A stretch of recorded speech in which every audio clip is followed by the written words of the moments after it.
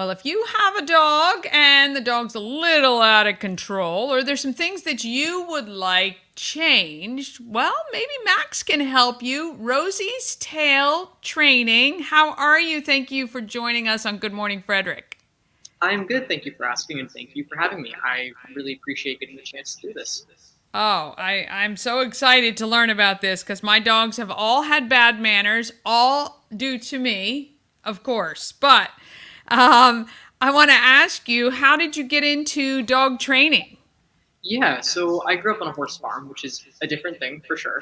But I got into it because that's where I started, and we had a lot of farm dogs. Generally, they were used for moving stock. So I kind of grew up with it, and I was super interested in it. And so, actually, from the time I was about 16 and I could drive myself, I harassed every trainer in my town to let me follow them and to shadow them. And What a great way to learn, actually.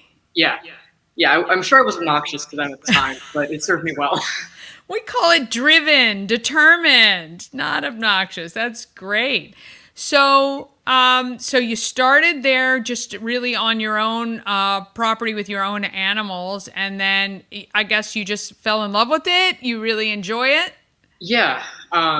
So I got this dog. I have this whole story around it. It's called Rosie's Tail Training for this dog. And when she passed away, I got another dog who was, frankly, a little bit of a basket case. Loved her, but really bad separation anxiety, had bitten people, had bitten other dogs. And I went from just doing obedience training into behavior modification, which is my Okay. specialty now. So that was rough. Yeah. Yeah, that's really great. Like, I mean, because there's nothing that, you get more upset about than a dog that has to be put down or a family can't control or things like that happen. And you hear these horrible stories knowing that 9 times out of 10, behavior modification could really help a lot of animals. Yeah, that's certainly the goal with it. I mean, very rarely we'll come across something that is maybe out of our skill range or whatever. But even then, it's just a matter of how do you want to manage it, and really what are the next steps forward. So it's a specialty that I'm really glad to work in. Well, that is phenomenal. So you mentioned to me that you moved recently to this area from Minnesota. Yes. This must be like us going to Florida right now for you, I guess. But A little bit. I will say that the summers there are really uniquely bad. The same things that make it cold are the same things that make it hot. Winds blow off the mountains and stay there. They just stay in this holding pattern until they reach the oh, Great Lakes. So yeah, it's got some pros yeah, and cons. yeah. But beautiful country, really. I mean, obviously, it would Yeah. be really nice. Just too cold for me. Yeah. However, yeah. Well, we're glad to have you here in Frederick. So tell me what types of how your training works. How if someone were to reach out right now and say they have a dog that they really want to help, control jumping on people or things like that. Is that something you want to take on, or are you really looking for these behavior modification training opportunities with dogs that are maybe biting or, things like that? Yeah, so occasionally we'll help somebody who is really looking for obedience training, but I tend to refer those cases out or to have my colleague take them because I obviously want to help everybody, but my resources are best spent on behavior modifications like aggression, reactivity. So sometimes, but for the most part, I'll refer the easier cases Yeah. out. Yeah, understood. Understood. So, if somebody out there, give me some examples of behaviors that you really want to focus on. Yeah. So one of the ones that we look at very frequently when I get called in for is human aggression, whether that is over resources, like if you have a dog who guards their food from you, or is aggressive towards strangers coming in the door. That's a big one. Like, oh, he bit the mailman, he bit, a visitor. Um, Another one is leash reactivity. So if you ever have a dog who's 99% of the time calm, but when they come across another dog on leash, it's DEFCON 5. That's the end of the world. Um, the other thing we work with is dogs who fight each other within the household. We call it intra-household aggression, so cases where there have been fighting over food, over places to sleep, and it's usually dog to dog, not dog to human. But those are all some examples. It's really stressful for a family because you never know what is going to ignite it. Actually, it was very, I'd always look for when it happened, like what was going on at the time. So, but that's really great because there's nothing worse than a family needing to potentially make a decision to rehome a pet that they've had or whatever, and you just don't know what's going on.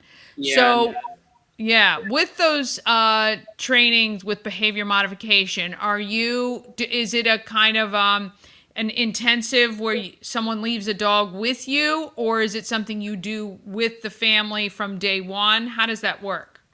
Yeah, so we do everything in home, and we don't usually do board and trains. First of all, I can't offer them where I live, and secondly, a lot of the behavior that we're seeing is going to be specific to that environment. Like if you have dogs fighting in your house, that's not going to get fixed at a board and train.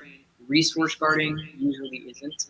Um, I think board and trains are useful for obedience training or sport training, things where it could be generalized. But with these behaviors where they're so specific to the environment, it doesn't work that way. So yeah, we go out to people's homes. We do offer some intensive training where we'll come, back to back for a week or two, so that they're getting the help that they might have at a board and train, but they're still staying at the client's home. Yeah, I mean, that's great. And you're right. Like a lot of times these dogs will be perfectly fine when they're out and about somewhere else. You got to find what those triggers are, or in the household or in that environment. Have you ever had a dog that you were not able to help? Yeah, it does happen. Yeah. Generally, what we talk about at that point is like when I first meet with people, it's always the goals, and I'll look at them and say, "Hey, here's some realities that you might be looking at." Um, Most dogs can be successfully managed, and that's if training fails, they can at least be kept safe for everybody. Um, there have been a few where management has failed, or the cost of management is so high, like a dog is so reactive that they have to be kept in their room all day, where it's just not a good quality of life for dogs. Or if the dog has done a lot of damage, sent people to the hospital maybe multiple times, then you have to start looking at, is this safe for the community?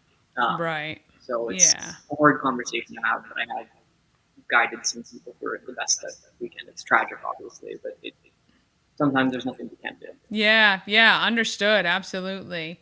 Do you have a favorite dog breed? Right now, I would say a poodle. That always changes. I have a poodle puppy who I just got, and I love how he's just so stable and confident, and he does not exhibit a lot of the issues that I work with in my day-to-day job. Um, Yeah.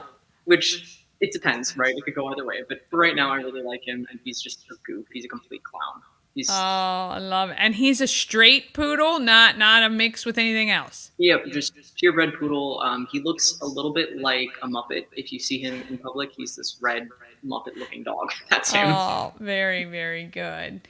How can people reach out to you to get, your help? Yeah.